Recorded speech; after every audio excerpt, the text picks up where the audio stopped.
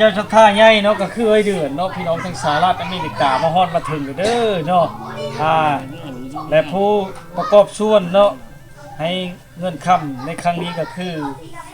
ผู้ที่1ก็สาวแนนซี่เนาะผู้ที่2ก็สาวแอนนานะปาเต้งเนาะอวยพรใส่ให้เพิ่นเนาะ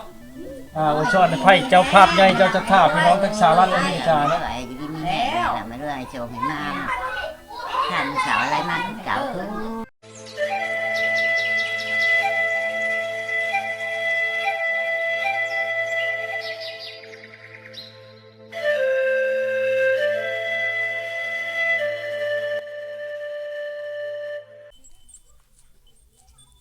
ครับทักทายสบายดีแล้วก็สวัสดีพี่น้องทุกคนนะขอต้อนรับเข้าสู่ช่องวิถีชีวิตคนในบ้านที่เก้าที่เคยพี่น้องวิดีโอนี้ฮะกับมาซอยเหลือเนาะนักชายบุญซอยเหลือปาเต้งนะน้องเนาะผู้ที่ตาเนี่ยบ่เห็นตาเป็นหุ่งเนาะตาบอดว่าสินะตาบอดแจ้งพี่น้องเนาะนี่พี่น้องผู้ใหญ่ใจบุญผู้เจ้าภาพเจ้าชะท่าใหญ่คือไอเดือนเนาะแล้วก็ผู้บริจาคในครั้งนี้ก็คือ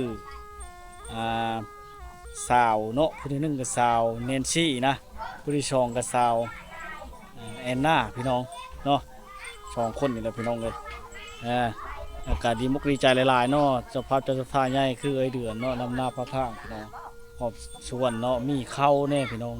แต่ทุกหลายอย่างเนาะที่เพิ่นอยากให้ซื้อนะประกอบส่วนเงินจำนวน150 เหรียญเนาะครับมีจะได้เอาไปช่วยครอบครัวไอ้นวลลูก5 คนเนาะที่ทุกภัยความทุกข์ยากพี่น้องแล้วก็เพิ่นพ่อตาเนาะที่ทึกประสบภัยไหม้แน่พี่น้องบ่เหลือหยังเลยนะก็ได้เนาะแล้วก็อีกเพิ่นหลังนึงนี่ก็พ่อซอยตาแน่บ่เห็นนี่กันนะครับพี่น้องเอ้ยอยู่ผู้เดียวตาลำพังเนาะเงินจำนวน150 เหรียญนี่กับบิแบงเนาะอันนี้ก็ขึ้นน้อยขึ้นใหญ่ขึ้นใหญ่ขึ้นน้อยเนาะก็ให้มันเกิ้งกันนะว่าจ้ะสักเช็ดอะไรพี่น้องผู้นั้นก็ฆ่าผู้นี้ก็ฆ่าเนาะจำใจผู้อยู่แบงมันบ่หลายไปเลยนะแต่ก็ดีบกดีใจหลายๆได้เป็นสะพานบุญในครั้งนี้เนาะก็บ่ได้ไล่ค่าน้ำมันอันนี้ก็ได้เนาะบ่ได้ตัดค่าน้ำมันอย่างมีแต่ซื้อหมดเลยทุกคนเงินจำนวนนั้นเนาะเฮาก็ดีใจเนาะที่ได้เป็นสะพานบุญให้กับเงินน้ำมันรถก็เองเลยพี่น้องก็ดีใจแห้งเนาะได้มาครั้งนี้เนาะเดี๋ยวมันติตาส้นวงการเล่าคือสิอยู่เฮิรนอยู่พี่น้องเลยวางเลิศนี่เล่าไปน้ำลานนะแต่ว่าเขาเจ้ามาแล้วบังเอิญลานเล่าบุญชงก็เลยบ่สามารถพายให้พี่น้องมาติตาส้มได้เนาะและพี่น้องที่อยากช่วยเหลือเนาะช่วยเหลือพี่น้องที่อยู่ใกล้เนี่ยนะนำเนาะที่ผู้ใหญ่เจ้าชะท่าไอเดือนว้าวเนาะอยากให้ซื้อมีซื้อไข่เนาะมื้อนี้ก็ผิดหวังเนาะเนื่องจากเงินบ่พอไข่เงินบ่พอพี่น้องเอ้ยจะเฮ็ดได้เนาะก็เลยบิหันแบงนี่แล้วมันบ่เพียงพอค่าน้ำมันรถก็ได้ออกเองเนาะก็สู้อันนี้ก็ดีใจนะที่ได้เป็นสะพานบุญในครั้งนี้นะเลิกกะได้แต่ข้าวเนาะแล้วก็มีปลากระป๋องขนมนะมาให้หลานแล้วเนาะพอแบ่งไปให้ครอบครัวโลมดมันซี่ครอบครัวจำนวน150 เหรียญ$150เนาะเดี๋ยวห้าวมาติดตาส้มต้องการพี่น้องก็ดีใจเพราะเคยเห็นเนาะนี่มาเต็มอยู่พี่น้องเลยผิดหวังแล้วฮะเนี่ยว่าชีได้ไข่บ่ได้ชับเงินบ่พอได้สั่งทำเลยได้สั่งนี่ก็บ่เท่าถูกเล่าแล้วห้ามมาส่งเชยเล่าเจ้าภาพเพิ่นเจ้ามันจะยืนเด้อจะมาเบิ่งเด้อให้ห่างให้มีเด้อจอยเด้อให้ห่างกว่าเก่าเด้อล่ะเจ้าสาธุคือเฮ็ดนั่นเอ้ยน้องทุกข์ยากลำบากแล้วมาปอดมาแล่หันให้บุญมันขวัญยืนเด้อล่ะเด้อสาธุให้สุขพ้นปากเด้อจักเช็ดในใดเนาะมันจำใจผู้จะแบ่งนั่นก็แห้งทุกข์บ่มีเฮิรนอยู่เห็นอยู่เขามุ่งตัวบ่ได้พ้นทุกข์เขาบ่แห้งบ่ได้ก็ฮู้ของไผอันนั้นมันบ่ได้อาวันอันน่ะติดบัดแล้วก่อนดึงลงก่อนมันน้อยโพดนุ่ม เปล่าเด้อ เอามาเขามาขออีกเนาะไปก่อน นั่นได้จังหวะ แม่บ่ได้ชื่อเขาไปเห็นเพิ่นยังไงเนาะทำบักโบ บัดจี้สิเอื้อยเพิ่นนั่นแหละไปกินไปน้ำกัน ขึ้นเทิงเฮือนก็เด้อบัดนี้เด้อ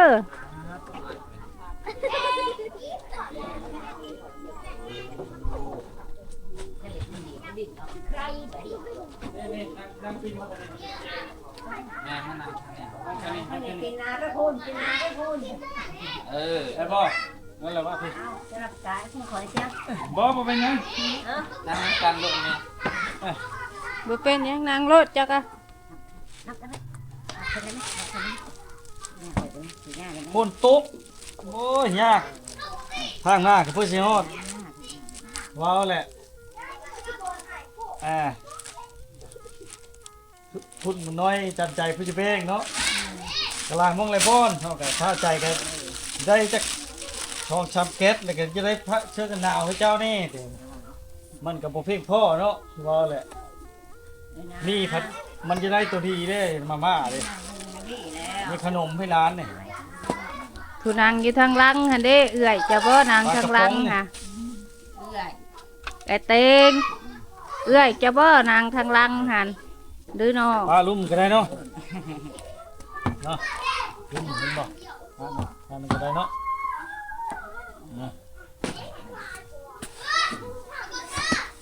แหมมาฮอดมาถึงแล้ววันนี้นะ แม่จะดี อากาศอันนี้อย่างไรเนาะข้าวใน25กิโลข้าว25กิโลถ้าวิทย์ว่าจะซื้อชอบนึงเนาะซื้อเป็นชอบพอแหละแต่เงินบ่พอเงินน่ะมันชี้บนเป้งเงินน่ะ$150เนาะ150เหรียญชี้บนเป้งเชียร์ไปให้ผู้ประสบภัยไฟไหม้เฮิรนแน่ก็เลยแล้วก็มีผู้หนึงพอซอยตามพออยู่บ้านนุบังเมืองวิละน่ะบ่มีเฮือดอยู่น่ะให้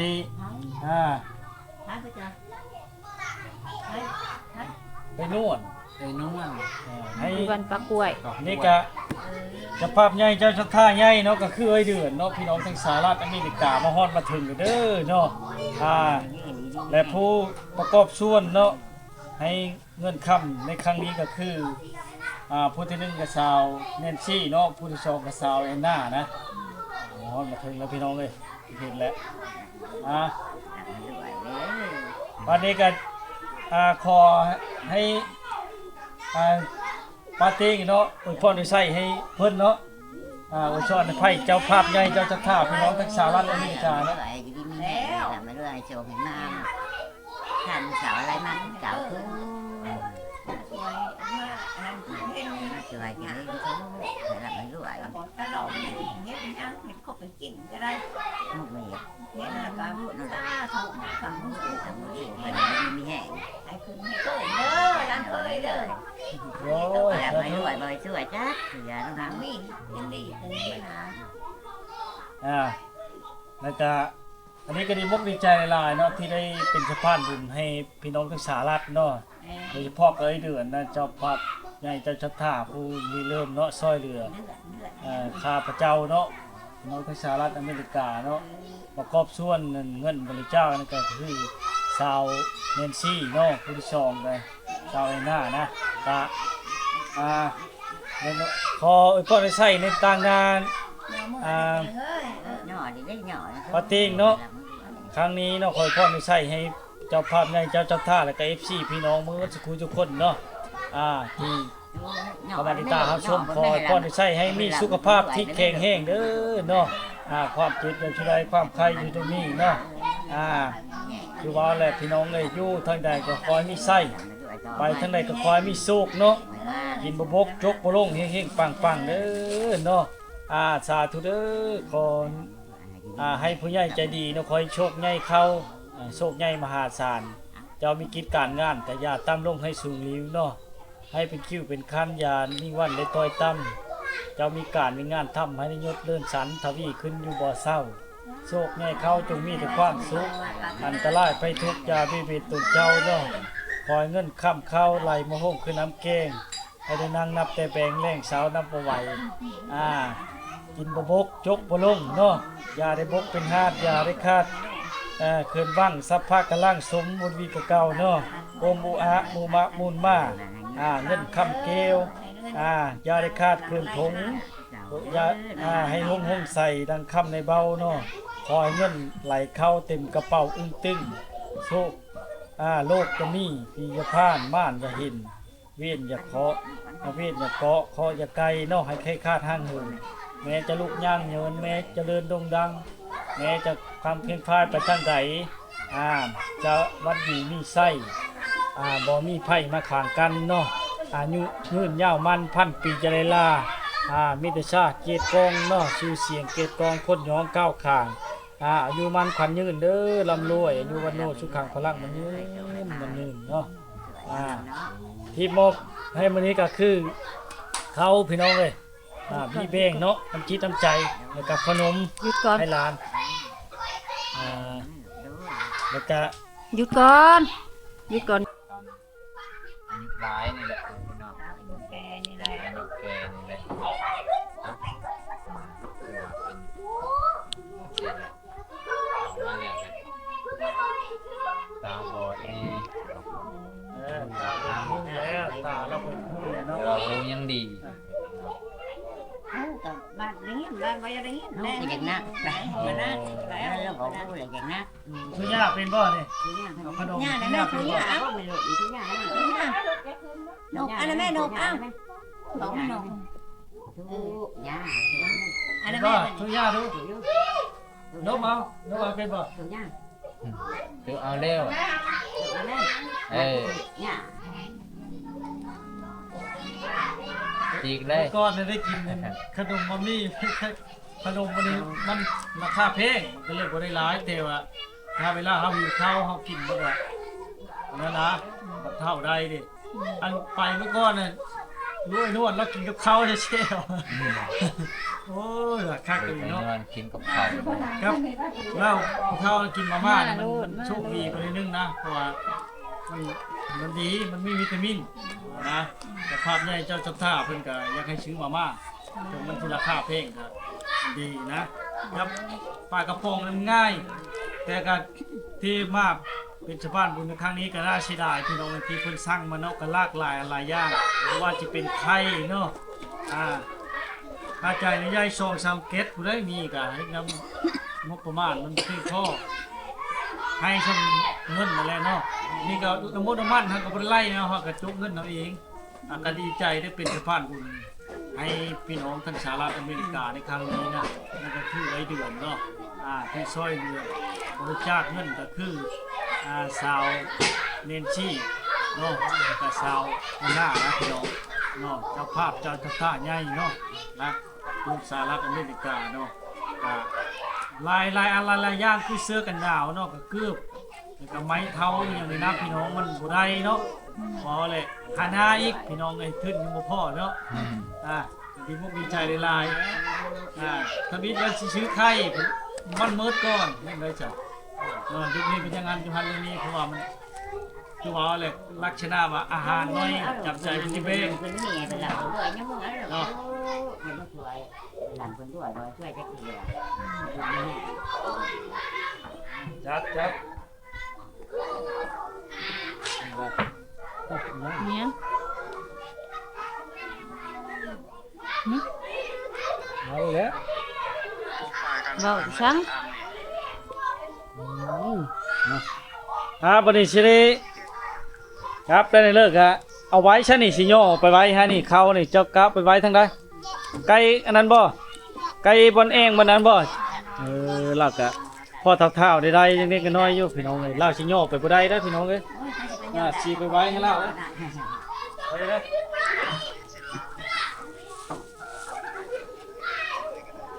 ดูบัดเทาะเขาไว้นี่บ่ ฟังเนาะถ้านักจะสอน น้อยนี่รถข้าวชานะเอามาได้ใช้ข้าวชาตัวนี้น้ คอ อย ย นี่อามาหายขึ้นนี่ เอาเฮ้อ คอยนี่อามา พี่ผู้นี่เอามาให้นี่อันนี้ก็ยะเอื่อยแองเพิ่น เต้นเนี้ย เอาเข้าไว้ฮะเนาะ เทิดเลยสิย่อบ่ได้เลยล่ะเขาเนี่ย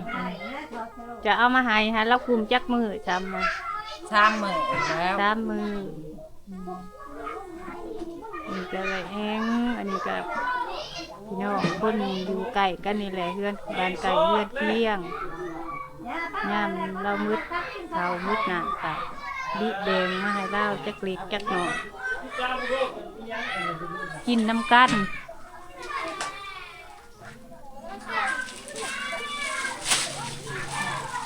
ตัวนี้ได้ไว้ใช่ตัวนี้น่ะปะกันเนาะ ป้าได้แล้วกัน ได้เนาะปันกันเนาะ เจ้าบอกพี่นางทั้งพ่อบุญขัดวามานางหลีอยู่ทั้งเจ๊ ถ้าว่ามีผู้ช่วยจะท่าภาพมีเสื้อกันหนาวเฮ้อ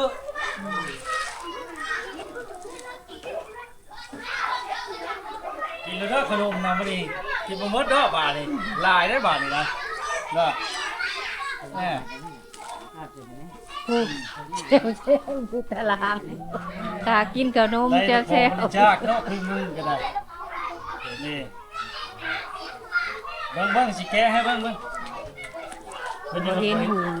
อยากแกะขนมให้ร้านก็แกะบ่ได้ แกะบ่ได้แล้วงุ่มท่าอยู่นี่นะเนาะ จักปีและร้านเจ้านี่ยาย พี่คิดเดือน ปี10 เดือน สมมุติว่ามีผู้อยากเอาไปเลี้ยงเจ้าสิให้บ่คือคอยนี่คอยบ่มีลูกเจ้าสิให้บ่คอยเอาไปเลี้ยง กินนอน คือทอด นอน บ่ให้แล้วว่าเราคือน้อ กัน ง นะกระเดียมเอากันกระเดียมกินนอนแล้ว เรียกเลี้ยงบ่ได้แล้วยันบ่ได้กินแห้งเท่าเลยมีแต่คอยแล้วสิเฮ็ดให้เจ้ากิน แต่เราให้ได้คนเยอะก็ต้อง ปลาในกิจกรรมปลาเลยให้ไม่ได้เป็นมาเวียนมายามไม่ พี่แห้งเอาไปเลี้ยงไปเลยจังหวะนี้นะ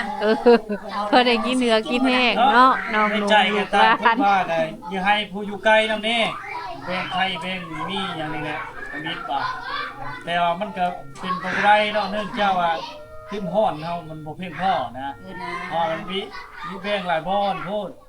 บางเจนเลอเฮาก็ได้จนบ่ได้ไล่อย่างเลยนี่ก็ถึงว่ายังได้ค่าน้ำมันลดเฮาก็สิใช้เองเฮาระยะบ่ได้เอาอย่างเลยนะก็ดีใจนะเห็นเล่ามีผู้ช่วยโอ้ก็ดีใจแฮงตื่นเต้นก็ดีใจเด้อได้เอายังได้กลับแล้วบ่เนี่ย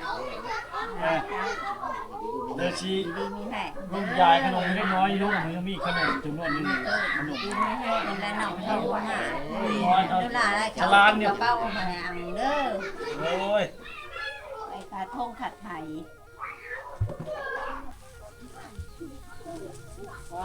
แต่เล็กกินข้าวแล้วก็ทะเลนั่นช้ำพี่น้องลึกเนาะเนี่ยขนมมา เสียน้อง ตุ่นแห้วกันนี่ตุ่นแห้วมันเต่งกัน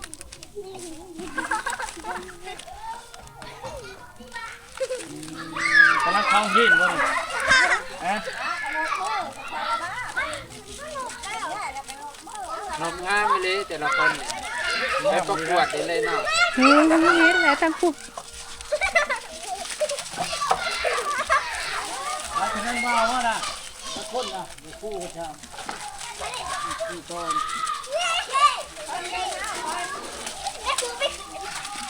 ดีใจจังเลยโอ้บ่มีสิเลยกินมาเบิ่งแม่กินมาเบิ่ง ใจหรือกินขนม เดี๋ยวไปท้ายได้เขาขึ้นมาบ่ได้เนาะ บ่ได้ใจ ความสุขของลุงหลานเนาะได้กินขนมพี่น้องตื่นเต้นจนพรนำเนาะ